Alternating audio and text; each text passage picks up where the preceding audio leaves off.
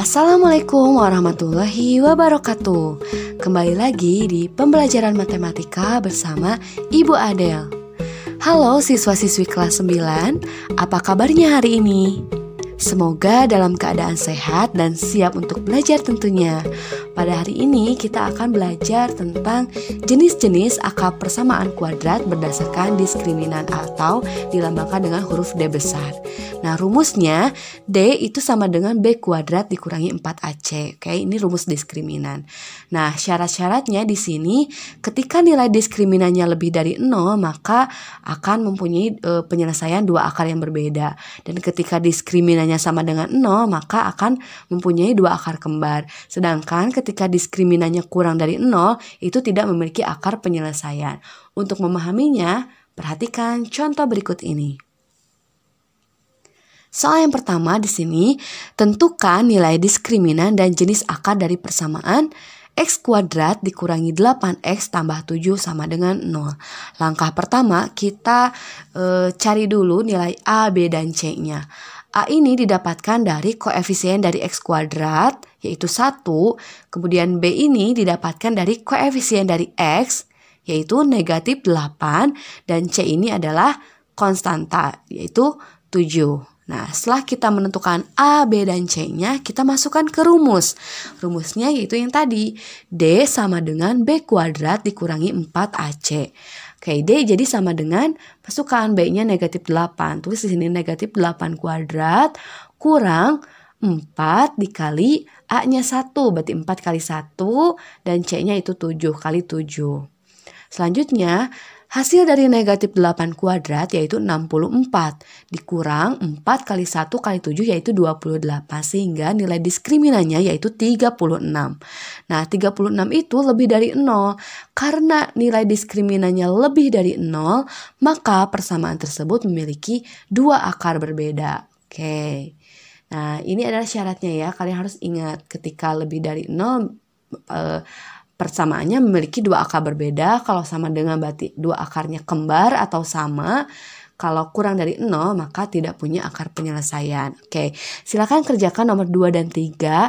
Cek nilai diskriminannya dan termasuk jenis akar apakah persamaan kuadrat ini ya. Nah, selanjutnya adalah hasil penjumlahan dan perkalian akar-akar persamaan kuadrat. Jika akar-akar dari persamaan AX kuadrat ditambah BX tambah C sama dengan 0 adalah X1 dan X2, maka berlaku sifat-sifat berikut. Sifat yang pertama, X1 ditambah X2 akan sama dengan negatif B per A. Sifat yang kedua, X1 dikali X2 akan sama dengan C per A. Dan sifat yang ketiga, X1 kuadrat ditambah X2 kuadrat itu akan sama dengan X1 tambah X2 dikuadratkan dikurangi 2 dikali X1 dikali X2. Nah, contohnya pada persamaan 2X kuadrat dikurangi 10X tambah 12 sama dengan 0, tentukan nilai akar-akar dari, seperti biasa kita tentukan dulu nilai A, B, dan C-nya ya. A-nya berarti di sini 2, B-nya negatif 10, dan C-nya yaitu 12. Tinggal kita masukkan saja ke rumus karena X1 tambah X2 itu sama dengan negatif B per A. Masukkan saja langsung B-nya negatif 10, A-nya 2 sehingga didapatkan 5. Udah gitu aja. Nah, yang kedua juga sama yang B, X1 kali X2.